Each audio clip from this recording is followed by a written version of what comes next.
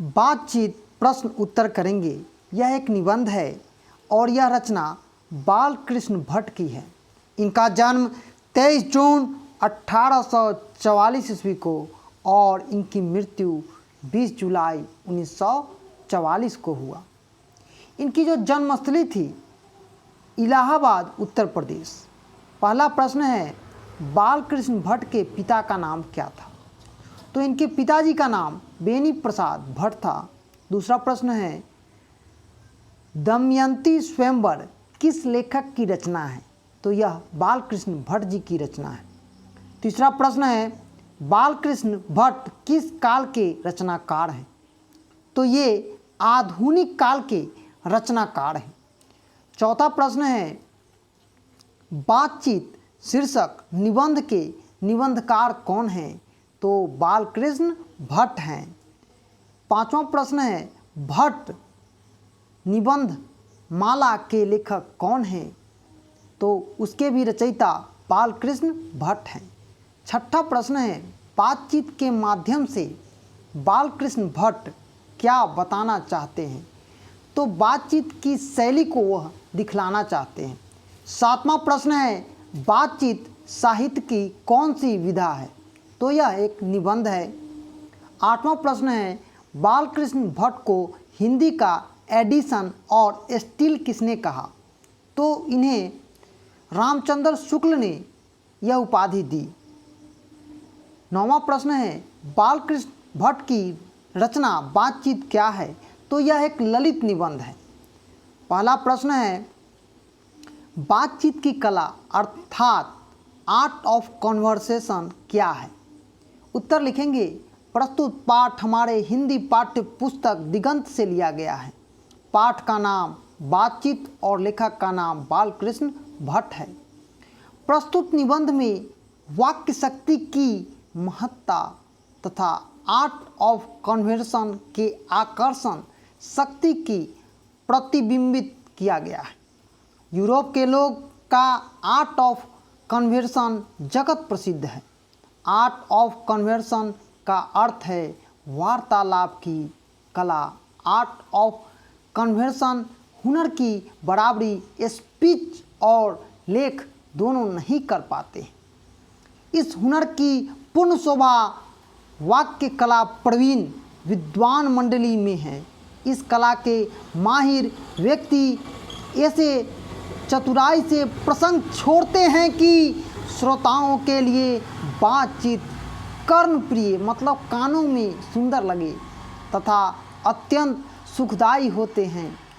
सुहृदय सुहृदय इसकी का नाम है।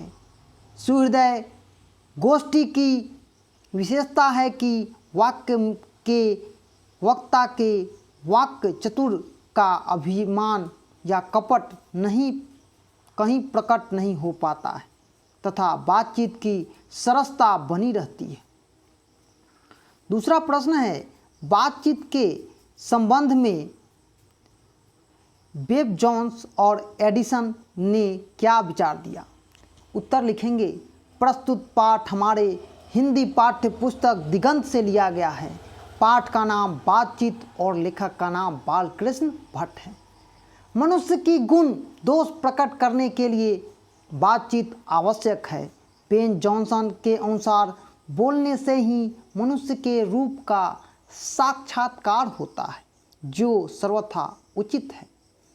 एडिसन के मतानुसार असली बातचीत दो व्यक्तियों में हो सकती है, जिसका तात्पर्य यह हुआ कि जब दो आदमी होते हैं तभी अपना एक दूसरे के सामने दिल खोलते हैं।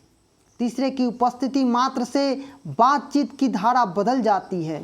तीन व्यक्तियों के बातचीत की मनोवृत्तियों के प्रसारण की वह धारा बन जाती है मानो उस त्रिकोण के तीन रेखा है।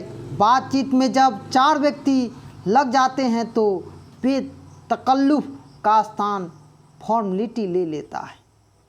तीसरा प्रश्न है, अगर हम वाक शक्ति न होती तो क्या होता? उत्तर लिखेंगे, प्रस्तुत पाठ हमारे हिंदी पाठ्य पुस्तक दिगंत से लिया गया है। पाठ का नाम बातचीत और लेखक का नाम बालकृष्ण भट्ट है। ईश्वर द्वारा प्रदत्त शक्तियों में वाक शक्ति मनुष्य के लिए वरदान है। वाक शक्ति के अनेक फायदे में स्पीच, वक्तृता, बातचीत दोनों का समावेश होता है। वाक शक्ति के अभाव में सृष्टि गूंगी रहती। वाक शक्ति के अभाव में मनुष्य सुख दुख का अभाव अन्य इंद्रियों के द्वारा करता और सबसे विकट स्थिति तो आपस में संवेदहीनता, जो कि संवादहीनता की स्थिति होती। बातचीत यहाँ दो आदमियों का प्रेम पूर्वक संलापन है। वाक शक्ति के अभाव में चुटली व्यंग्यात्मकता बात कहकर तालियां बटोरना भी संभव न होता। चौथा प्रश्न है राम रमोवल का अर्थ क्या है? तो प्रस्तुत पाठ हमारे हिंदी पाठ्य पुस्तक दिगंत से उद्धृत है। पाठ का नाम बातचीत और लेखक का नाम बालकृष्ण भट्ट है। केवल बातें करना, दो से अधिक लोगों के बीच बातचीत केवल राम रमोवल कहलाता है। पांचवा प्रश्न है बातचीत निबंध की विशेषता बताएं।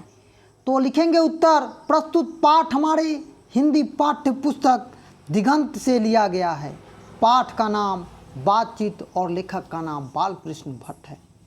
सुविख्यात निबंधकार बालकृष्ण भट्ट के अनुसार सबसे उत्तम प्रकार का बातचीत अपने में यह शक्ति पैदा करना है जिसमें व्यक्ति स्व से बात कर सके। बोलने से मनुष्य के रूप का साक्षात्कार होता है। बातचीत की दरमियान ही मनुष्य अपने दिल की बात एक दूसरे के समक्ष प्रकट करता है। वास्तव में जब तक मनुष्य बोलता नहीं है तब तक उसका गुण और दोष प्रकट नहीं होता है। बातचीत के द्वारा ही दो व्यक्ति से लेकर मीटिंग या सभा तक की भावनाओं को, चाहत को समझना जाता है।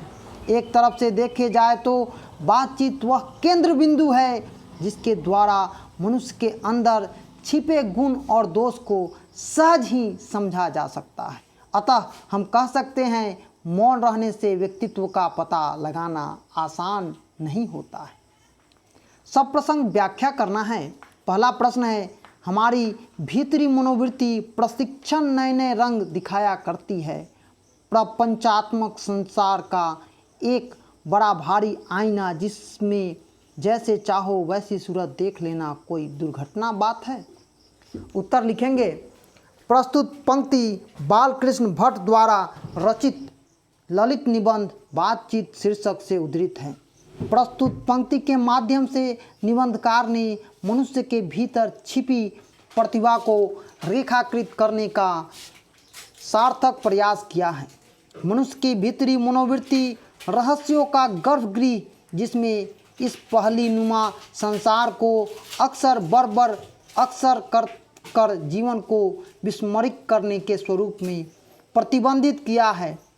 अपने हृदय रूपी चमस्तान में मनुष्य अपनी अद्भुत गरिमाओं से परिपूर्ण चित्र इच्छा अनुसार यथासंभव रूप से देख सकता है। मनुष्य के भीतर मनोवृत्ति चल चरित्र के समान नए नए चित्र मानस पटल पर अंकित करता है। जिस प्रकार आईने में सूरत देखी जा सकती है, उसी प्रकार मनुष्य हृदय रूपी आईने में तस्वीर देखता है। दूसरा है, सच है जब तक मनुष्य बोलता नहीं तब तक उसका गुण और दोष प्रकट नहीं होता है। उत्तर लिखेंगे, प्रस्तुत पंक्ति निबंधकार बालकृष्ण भट्ट द्वारा रचित बातचीत शीर्षक ललित निबंध से उद्धृत है। इस पाठ के माध्यम से लेखक कहना चाहते हैं कि बोलने से मनुष्य के रूप का साक्षात्कार होता है। बातचीत के क्रम में मनुष्य अपने दिल की बातें दूसरों के सामने प्रकट करता है। जब तक मनुष्य बोलता नहीं है तब तक उसका गुण और दोष प्रकट नहीं होता है। बातचीत के द्वारा ही व्यक्ति की भावना, चाहत और समझा जा सकता है। लेखक का कथन है, बातचीत वह केंद्र बिंदु है जिसके द्वारा मनुष्य के अंदर छिपे हुए गुण दोष को सहज ही समझा जा सकता है। हमारी वाणी की भावनाओं का सफ़र तथा तय करती है। यदि जीवा को काबू न किया जाए तो क्रोधवश सर्वनाश, सब चीज़ नष्ट हो सकता है। बेन जॉनसन ने कहा, बोलने से मनुष्य का साक्षात्कार होता है। तो आज हम बालकृष्ण भट्ट द्वारा रचित पाठ बातचीत का प्रश्न उत्तर किए हैं। यह वीडियो आप न्यू एजुकेशन पॉइंट की तरफ से देख रहे हैं। धन्यवाद।